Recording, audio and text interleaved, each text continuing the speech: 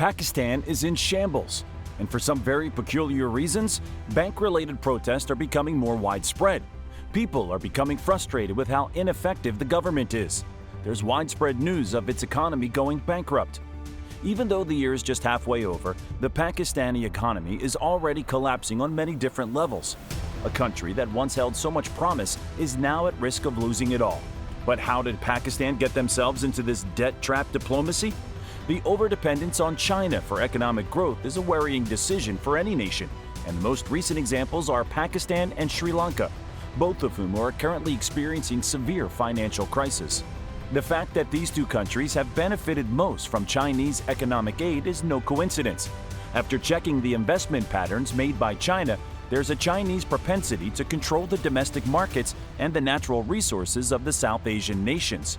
And although debt in and of itself is not a terrible thing, the increased cost of China's debt trap makes it impossible for failing nations like Pakistan and Sri Lanka to pay their interest.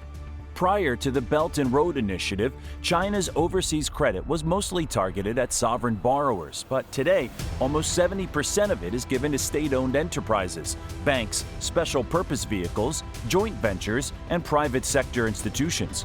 Most of the time, these debts are not recorded on government balance sheets in low or middle-income countries. However, the majority of them receive explicit or implicit forms of host government liability protection, which has muddied the line between private and public debt and presented significant difficulties for these low or middle-income countries in managing their public finances. Global StratView said that instead of growing more resilient after the world economic crisis brought on by a pandemic that many believe originated in Chinese laboratories, Pakistan is crumbling under the weight of the disaster. This incident might increase existing worries about the safety of Chinese workers in Pakistan. On the other hand, if China withdraws, it might be terrible for Pakistan's economy. In essence, China has surpassed Japan to become the largest bilateral lender to Pakistan. According to the State Bank of Pakistan, China's bilateral debt to Pakistan as of June 2017 was $7.2 billion, an increase of over $3 billion in just 4 years. In addition to bilateral debt, Pakistan currency swaps as of June 2017 were $1.5 billion, bringing the total to $8.7 billion. Despite the potential benefits of the China-Pakistan Economic Corridor, CPEC, this situation does not bode well for Pakistan's economy. Pakistan has actually placed all of its eggs in one basket and primarily relies on CPEC. Accumulating loans from China and placing excessive faith in the CPEC may be a risky bet for the Pakistani economy. The proponents of CPEC correctly assert that Pakistan will receive more FDI and other foreign financing inflows, but they neglect to mention that the higher imports necessary for the projects will probably result in a counterweight.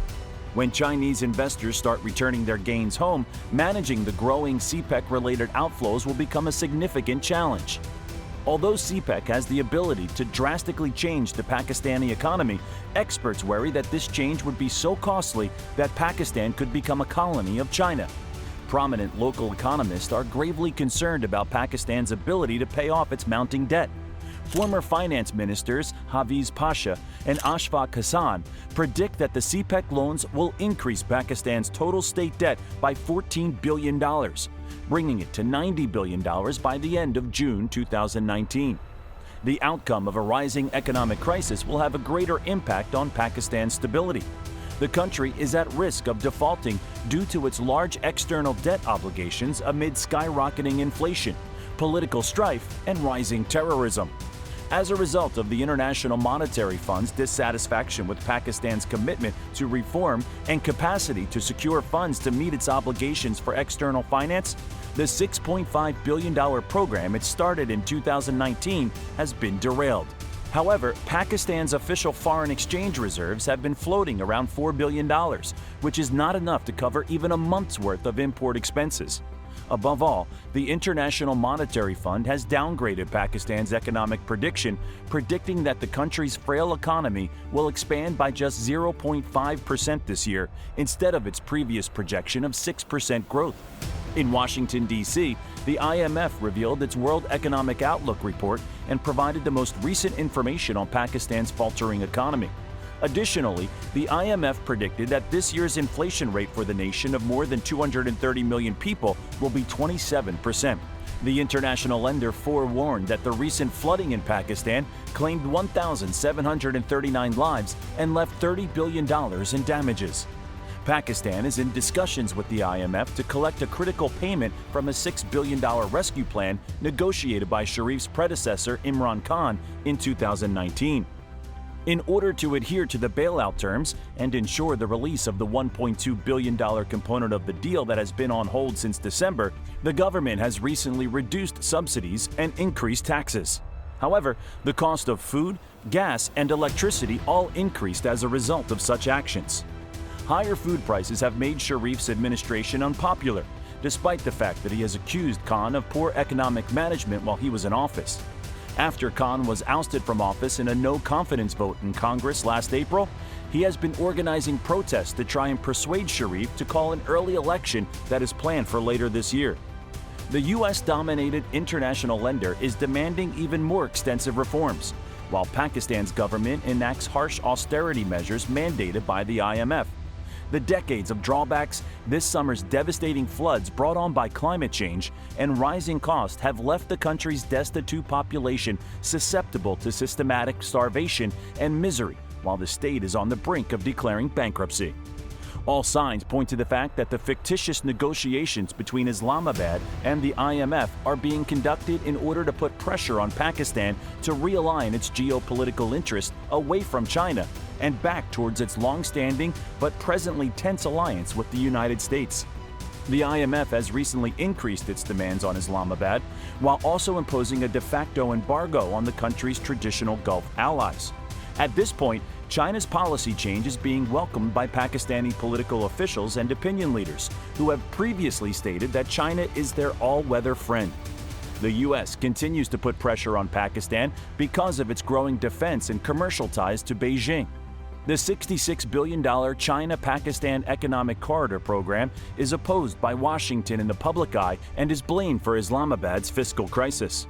Washington's intention to intensify the conflict with Russia in Ukraine is closely related to its well-developed military preparations against China. As a result, American imperialism is seen as its main adversary on the international stage. Another significant step was Pakistan's denial of reports that it is providing Ukraine with defense items in a statement made last month.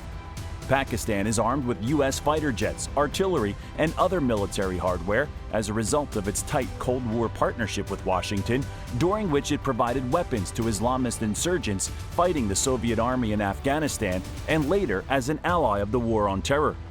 The Pakistan military continues its connections with Washington.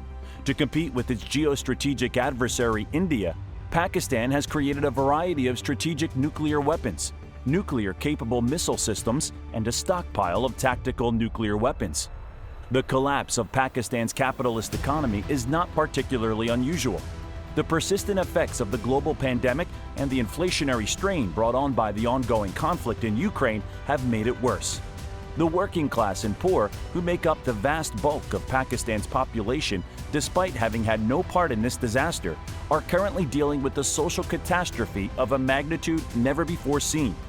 The rupee was in a tailspin, plummeting to almost 278 rupees per dollar on March 2nd, when the nation's central bank, the State Bank of Pakistan, increased its trend-setting base rate by a historic 300 basis points to 20% in light of IMF demands. By 2024, Pakistan would be required to repay China $100 billion for loans procured to finance 19 projects for early harvest as part of the CPEC. China has surpassed Japan to take the lead as Pakistan's largest creditor. China is owed $19 billion by Pakistan. The CPEC loans will increase Pakistan's total governmental debt by $14 billion, bringing it to $90 billion by June 2019, decreasing Pakistan's ability to pay off a significant amount of debt. In the long run, CPEC has the ability to alter the Pakistani economy. This transformation would be extremely costly, such that it would turn Pakistan into a Chinese colony. But do you think Pakistan will recover from the economic abyss? We'd love to know your thoughts in the comments section. If you enjoyed this video, make sure you click the like and subscribe buttons. Most importantly, don't forget to click the bell icons to be notified when a new video is uploaded. Also, feel free to leave a remark if you have any recommendations for videos. From No Cap Capitalist, have a great day, everyone, and thanks once again.